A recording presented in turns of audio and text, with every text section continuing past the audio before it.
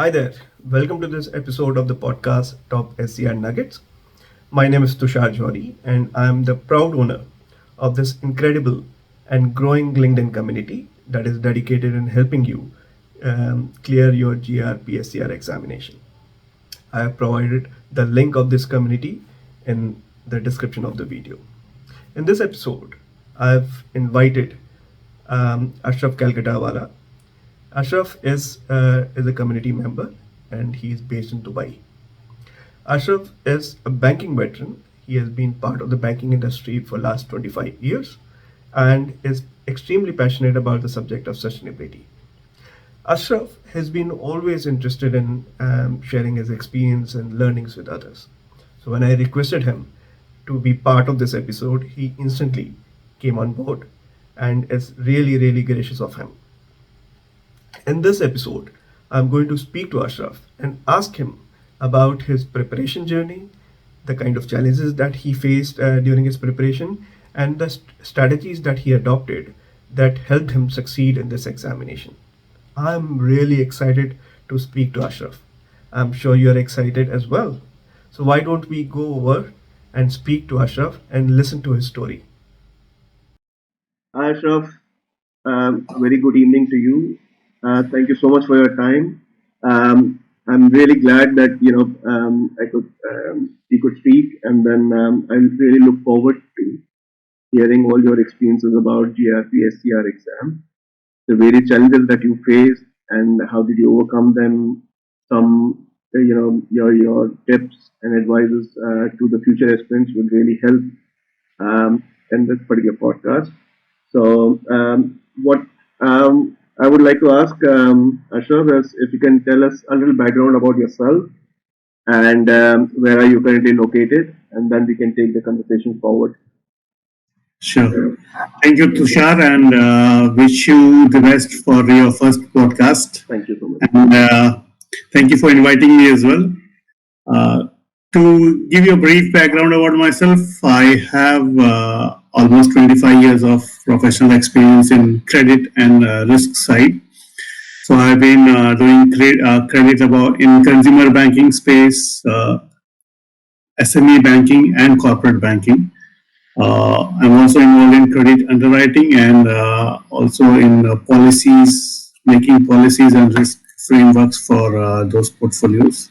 Interesting. In terms of location, I have worked in India in various geographies, and I'm currently based in Middle East, so particularly in Dubai.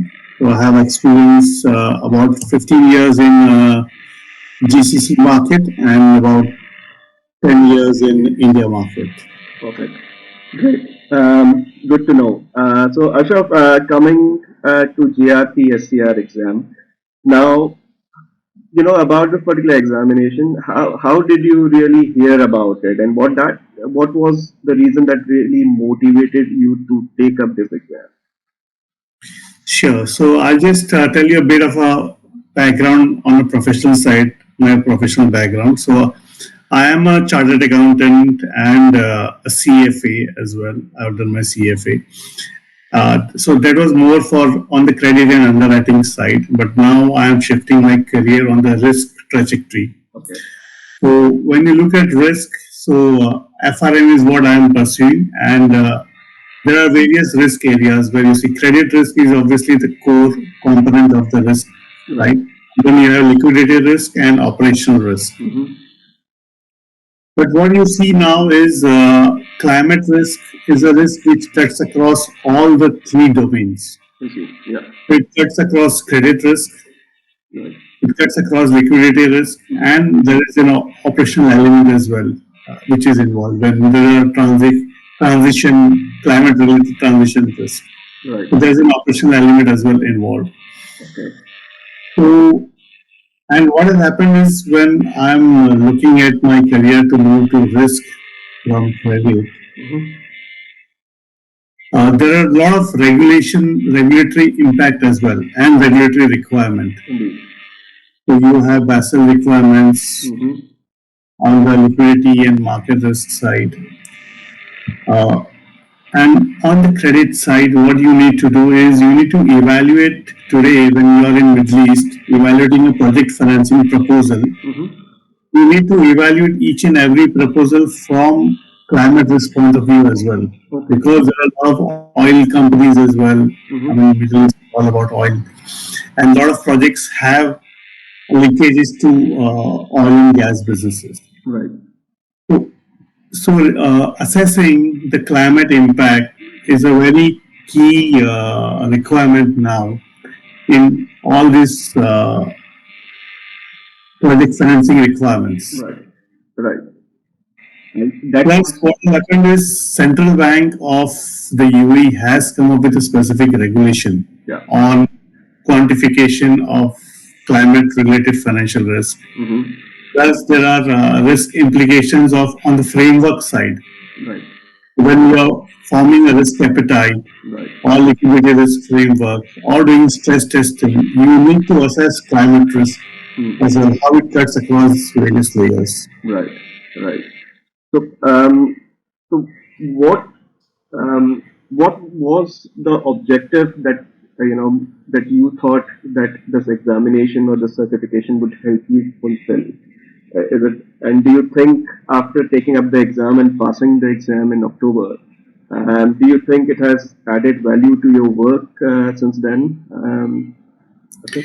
Yes, so as I was saying, because of those regulatory requirements, each bank now has a climate risk desk in most of the banks in the Middle East. Okay.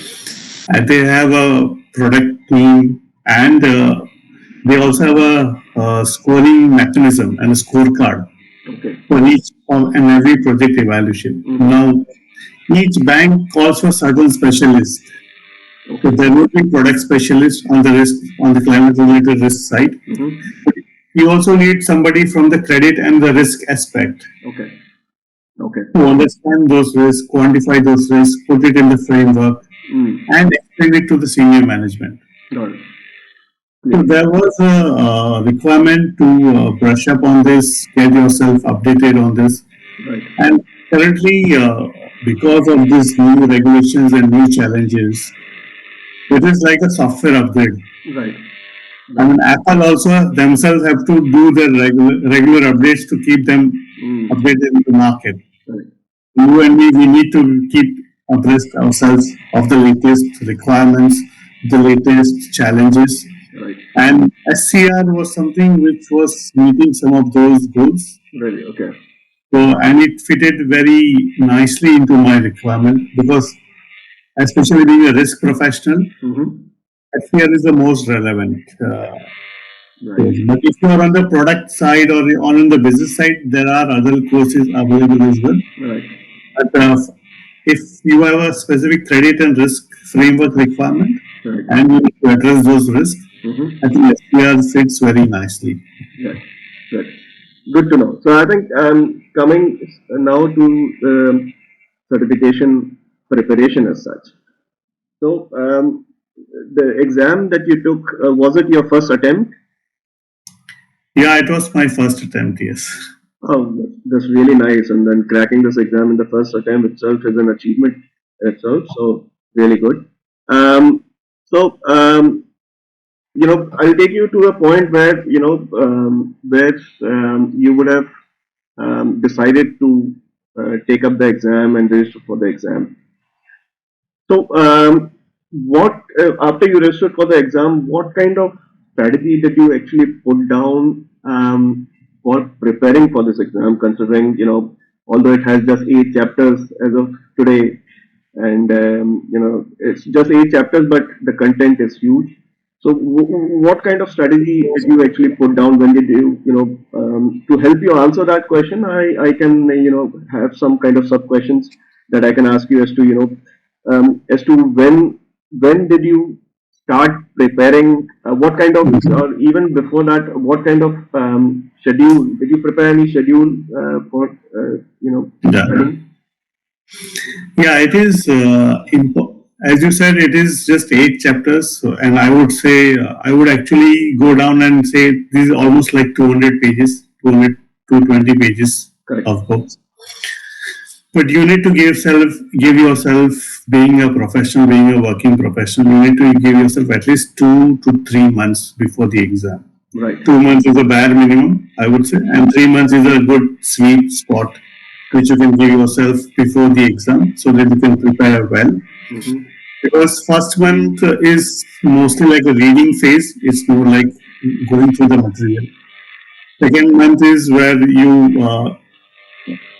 understand what are the key areas where you need to focus and you need to revisit and do some revision as well and some more practice.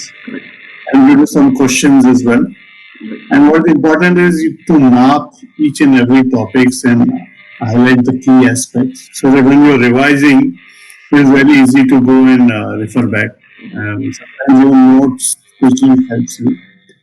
And practicing those specific questions, the question bank which you receive, that is very important to you have to go through them at least a couple of times.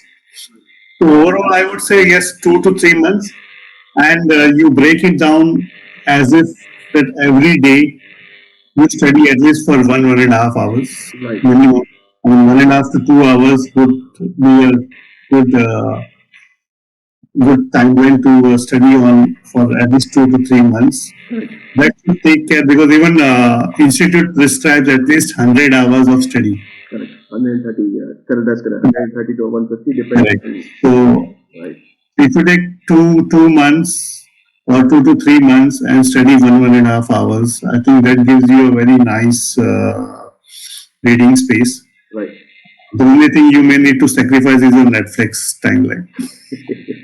Right. Right. Indeed. So I think yeah, a lot of aspirants come with this come with this question that since most of them are working full time. So what how should they really divide time between for dedicatedly giving this preparation at least 1 hour in a day, at least 1 hour in a day. So that is a usual question that a lot of aspirants ask. So, and I think you thankfully touched on that. So you just to summarize, you did prepare a kind of a schedule, and then you plan to, or you did devote at least 1 hour daily for the preparation.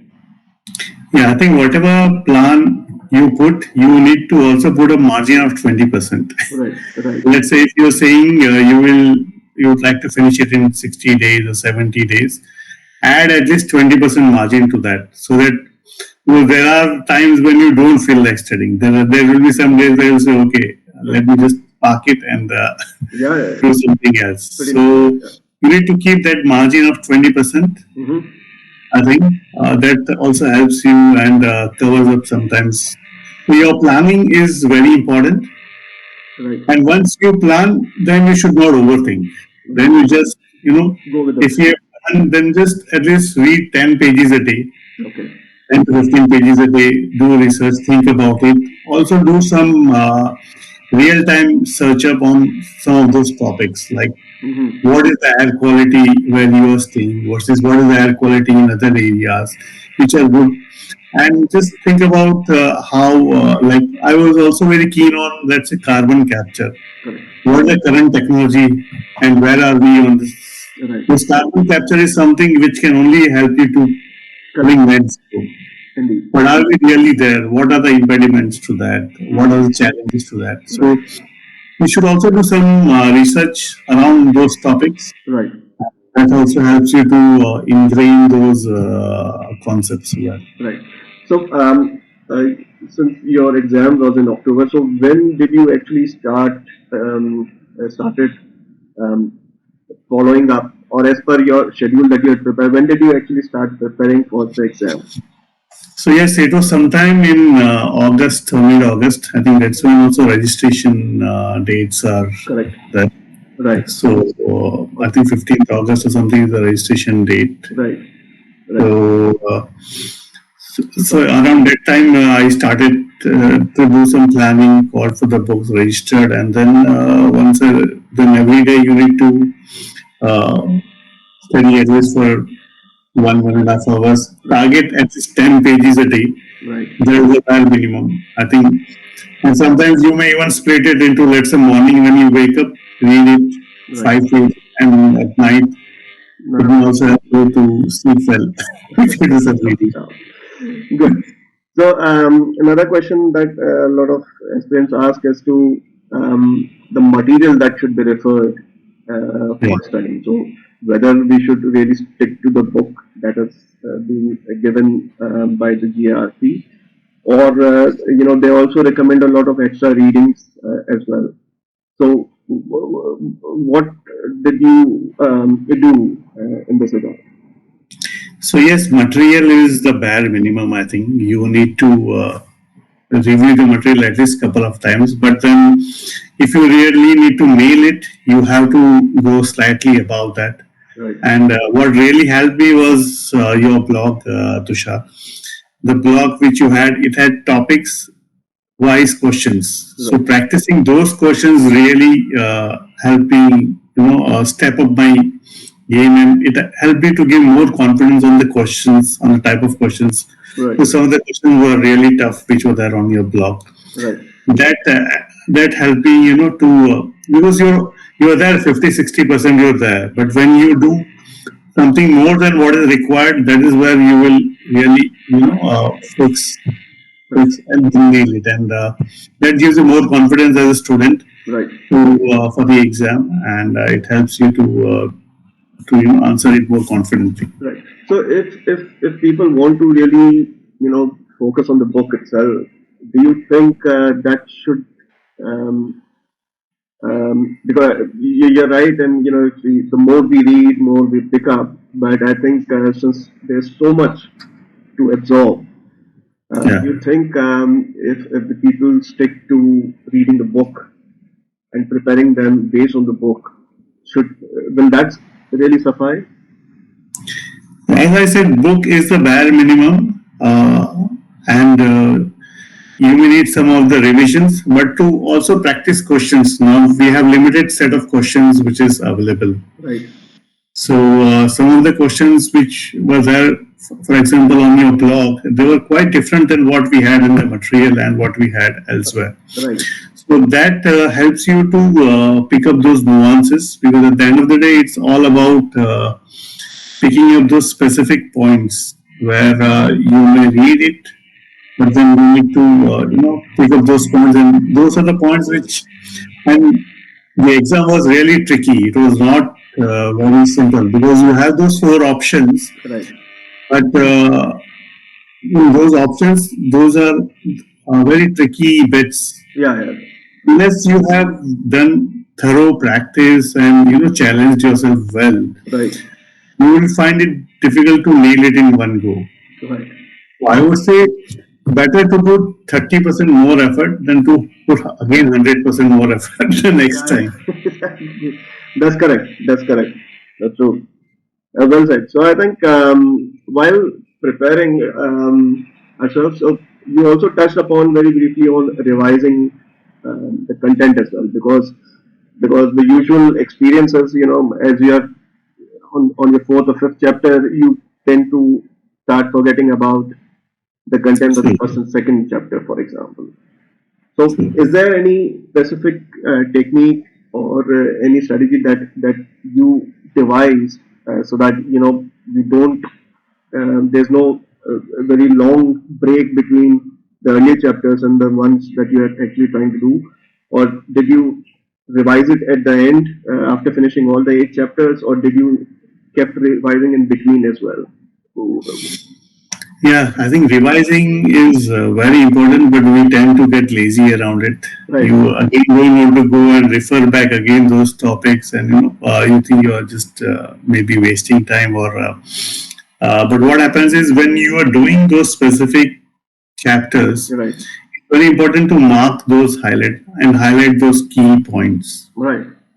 Correct. So once you highlight those key points, I think it is important that you do revise them once in a while. So let's say you've finished a couple of chapters or 3 topics in a row, then just go back and browse through those points. Even if you just browse through it, you also get those mental image and you recall some of those topics. Correct.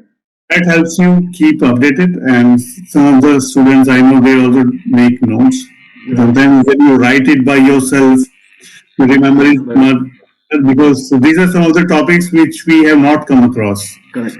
Because these Kyoto principles and all that, these were quite new for me as well. Right. Those specific dates. In 90s there was something different. So there and scope 2, 1, 2, 3, what is included, what is not included. So those things become a bit confusing. So sometimes when you write it by yourself, it gives you more clarity. Right.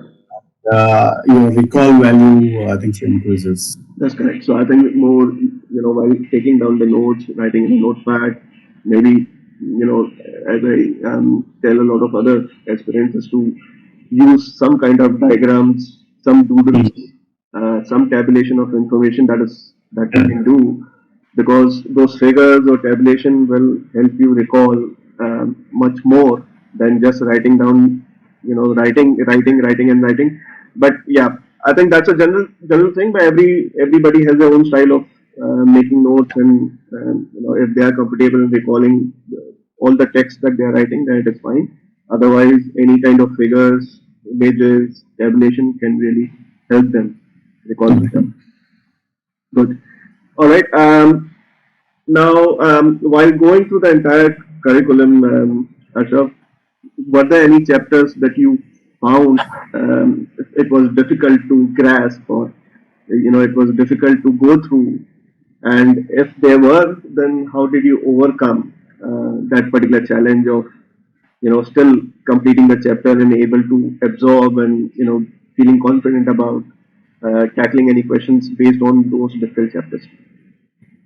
I think the topic on scope 1, 2, 3 was a bit confusing. What is included? Electricity, those aspects were a bit confusing. And when I practiced the questions which were posted on your blog, that actually helped me clear some of those doubts. Right. So, because otherwise it was not very clear electricity of what is included in scope. Right. 2 is included in scope 2, but it's not very clear. Right. So some of those aspects, when you do these topics, practice these topics, and do these numerical questions. The numerical questions are very less in the exam. They are almost less than 15 odd percentage. Right. But when you practice them, it clears your concept. That's correct. Right. Rightly said. And I think a lot of people find chapters 6 and 7 a little bit, no, I won't say necessarily difficult, but slightly more difficult as compared to other chapters. So these were around, if you recall, Ashraf, this was about climate risk modeling, SSPs and RCPs, etc.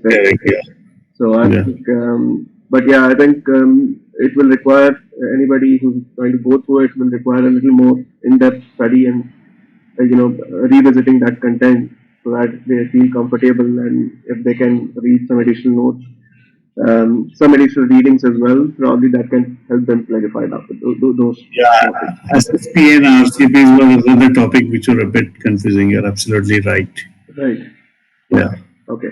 Now, the next one is Ashraf, as you were mentioning that all of most of them, including yourself and me, we were in a full-time job. And it is difficult sometimes on some days, as you mentioned as well, that it's difficult to study on few of the days because I think either of the work pressure or any other challenges. Either you're too tired to spend some time on studying. So, did you face these kind of challenges frequently, and did you have any ways to circumvent such kind of challenges that would have probably come more or less more frequently, maybe? There could be work challenges, personal challenges. Everybody, something definitely does come up. Right. It's very difficult to be consistent for 2 months across and that's a very dream scenario, I would say. Right. So Indeed. realistically speaking, that's the reason you need to keep some margin. That was my advice at Okay. a broad level. So if Right. you keep some margin of 20%, not 10%. So let's say you have 60 days, keep at least 15 days more. Okay. So Okay. And at least probably cover up over the weekend or something like that. Is that what? cover up over the weekend, and sometimes you get work on the weekend. So Right. Right. Indeed. Yeah, that could also be a possibility. That's true. Okay. Okay. That's fine. Um, Coming to the next question is in the book there are not too many questions to practice. So what? How did you practice those questions? Where did you find anything on the net? But how did you really practice? Just to feel more confident. So that's what I did. I started Googling on some of those topics. And that's how actually I stumbled upon your blog as well. Okay. And it was a pleasant surprise. There were so many topics and so many questions on your blog. So Right. it was a treasure which I found accidentally. So thank you for that, Tushar. I mean, what you have put up so much of effort and material on the blog, very open, and it's very detailed Right. and put up in a very professional manner. I think the effort which you're doing is really amazing. So kudos to you, and yeah, I Thank mean, you. I would As long like to yeah. support whatever if you need. I mean, As long as it helps, I think I'm really glad that if it can really help people to prepare to understand the things well, nothing better than that. So yeah, so I'm glad that you really liked those one and it helped in your preparation. So good. Apart from that, did you find any other websites or any mock papers that you had to purchase or something like that? no, I couldn't find anything else. Maybe on YouTube there were some old topics, so some people had some topics recorded on YouTube. So Okay. sometimes you Google that, and while you are just exhausted and you don't want to read anything, sometimes those videos do help. Right. So, but they were not they were dated ones, I think, so not very. Right. And the risk is the curriculum changes every year. So I normally caution the aspirants that you should not refer Like to 2021 or 2022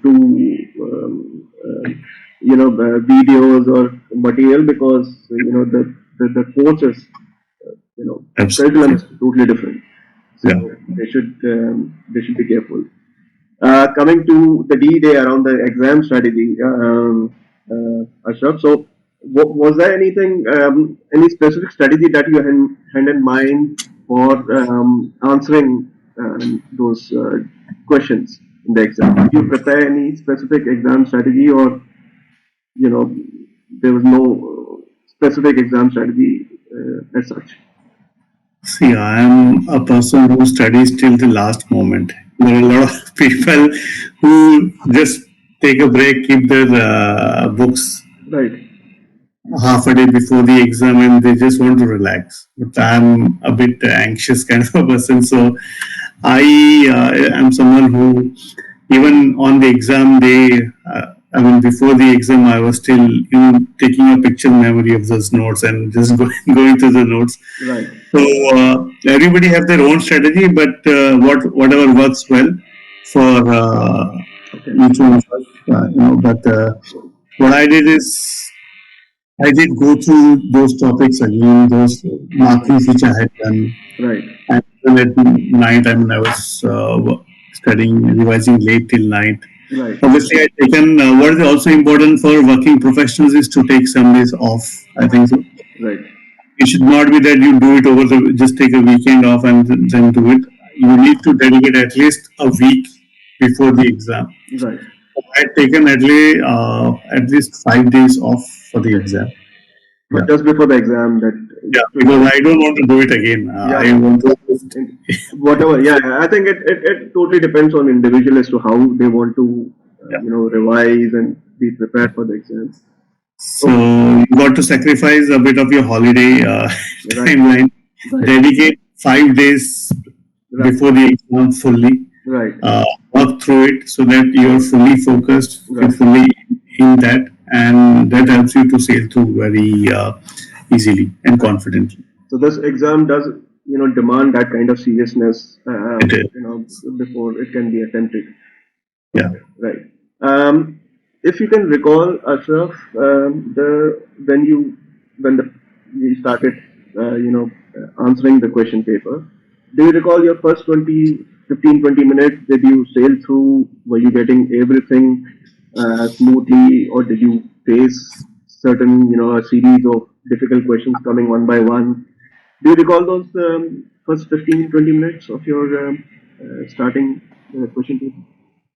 Yeah, that's what I said. Some of the questions were a bit tricky. So it is not a very easy process or easy questionnaire. Right. Some of the questions were tricky. So I do remember, you have an option to mark them and revisit them later on. I think there were at least 10 odd questions from those overall 80 questions, I suppose. Right. I revisited and again, thought later. You could, because you need to think through those options in a calm manner. You can't just rush through it. Right. Obviously, you have about 2.5 minutes per question. Correct. Because 80 questions in 3 hours. So you have that timeline, and what you should do is you should divide those into three parts at least, because there are 3 hours. So in 1 hour, you should be able to complete at least 1/3 of the questions. Right. So if you divide by 3, you should at least be able to cover those 1/3 questions. Right. So you know where you are time management, because time management is also very critical. Right. You should put some time off for revising and going through again as well. Correct. So that's a very important point, because I think so when you came across any difficult question which you were not initially when you read it, you were not able to really get an idea as to how do you really resolve that and how you should solve it. So what do you think is it a good strategy to just mark it and move forward rather than just challenging yourself to solve that question before you proceed forward? So you should spend at least a couple of minutes, whatever time you have per minute, per question, what is allocated. So at least 2.5 minutes, you should spend that much amount of time on that question. Right. Think through it, maybe down out of 4, maybe you may come up with at least, okay, these are 2 options which could be, either or. Right. At least you have those shortlisted. Mm-hmm.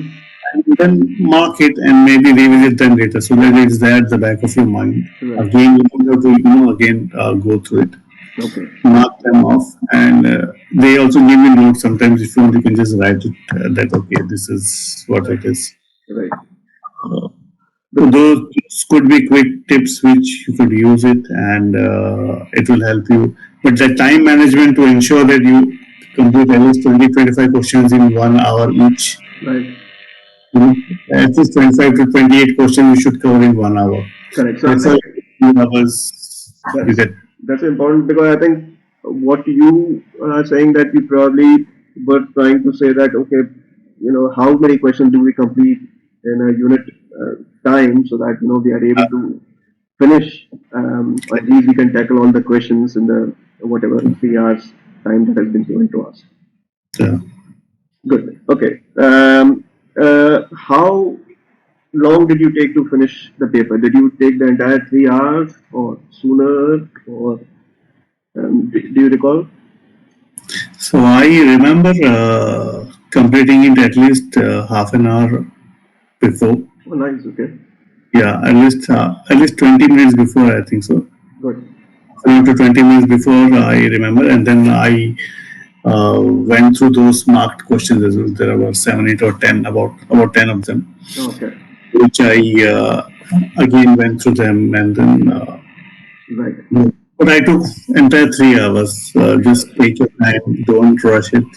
Right. And you have dedicated so much of hours around this exam. Right. Wow, Nice. Hours. Yeah. just take it all in. Yeah, that's fine. So after you probably came out of the examination hall, were you confident of how confident were you for how well did you do and whether you will definitely pass this exam or ace this exam? See, I knew to pass this exam, you need to have at least 55 to 60 percentage is what we say, right? This is what you need to have at least 55 to 60 percentage questions right. Okay. Out of 40, you should at least have 45 to 50 questions. You should have done it right. Now, some of at least let's say 10, 15 questions are always tricky in such a format. Correct. Those tough questions, last 25, top 25% quartile, 20-25% quartile will be tough. So you need to go with that mindset. Correct. Balance 70 to 80% is what you should focus and ensure that you get maximum of them right. Okay. So when once you cross 60% bar and you're confident that okay, I think so, at least I got 70% right. Right. And you are maybe confident. I was in that bracket, hopefully, Right. above 50% range. So, but you never know with these exams.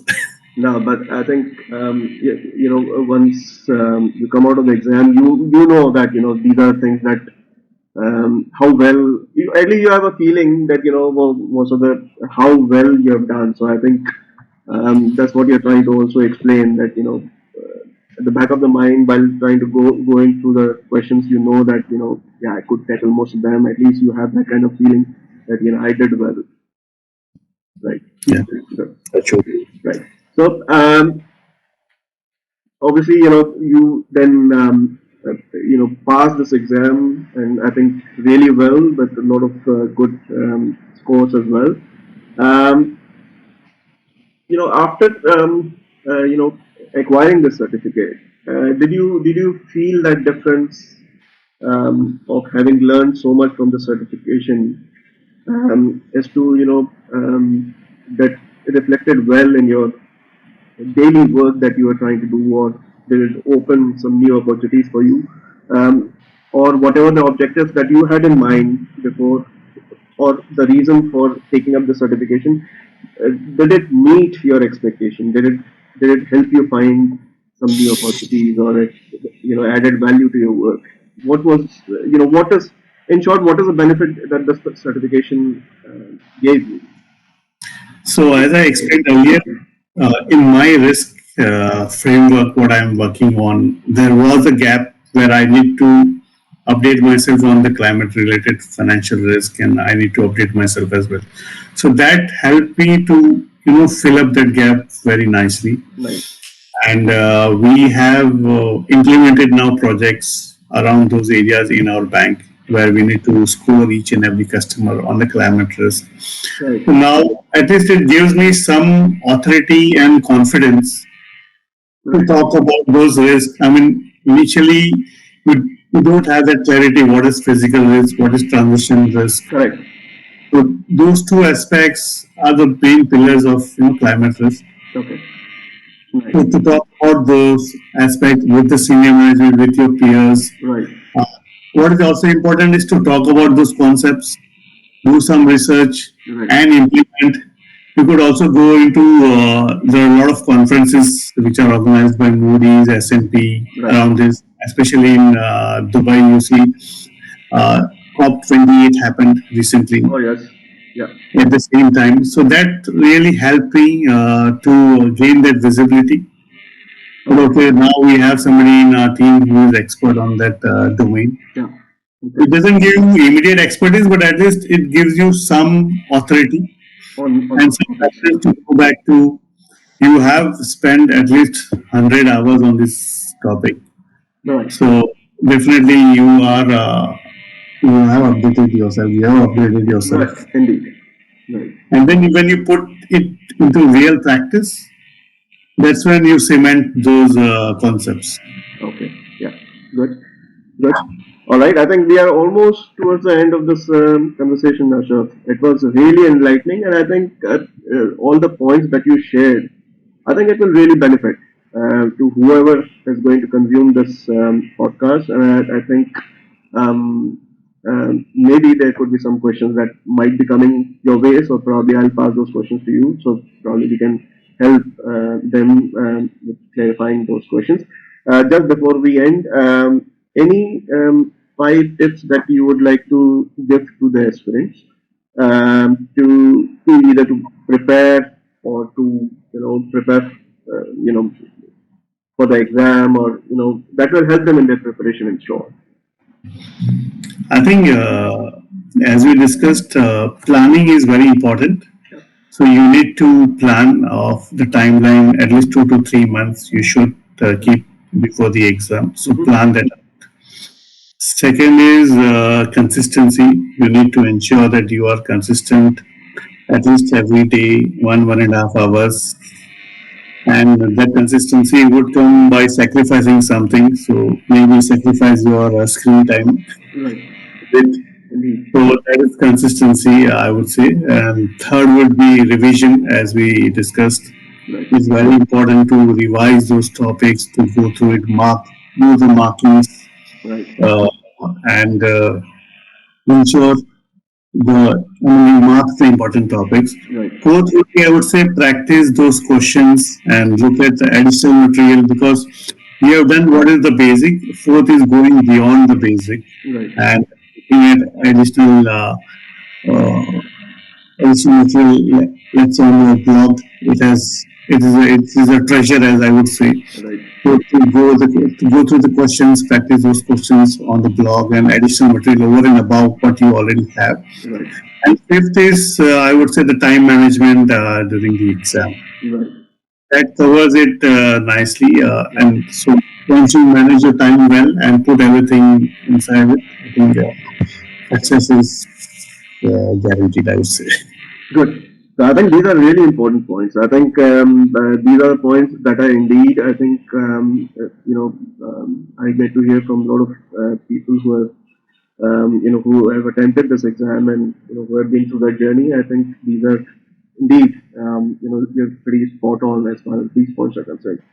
So, Ashraf, I think we are towards the end of this podcast, and I think these points are invaluable, as I was mentioning, and I think let's see as to people once they consume. I think if they have any questions, we can also help them out. But I think these are definitely going to help the future aspirants. And I would like to thank you for your time, Ashraf. It has been really glad, and then I think you did not. I think the way you responded to my request, that was almost instantaneously, and I'm pretty glad that to speak to you in face to face. Likewise, thank you, Tushar. Pleasure is also mine. It's a journey. I think what we accumulate the knowledge, it is very important to spread that knowledge, and that's how you are. You are building a nice community of sustainability candidates. So I'm sure somewhere down the line you will start your own company, and you will see. It's one way for me to contribute to sustainability. So as long as we can help our peers to become certified and become a very responsible, sustainability, professional, I think we will all contribute in some way or the other for a better future.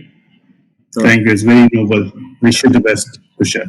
Thank you so much, Ashok. Thank you. Thank you.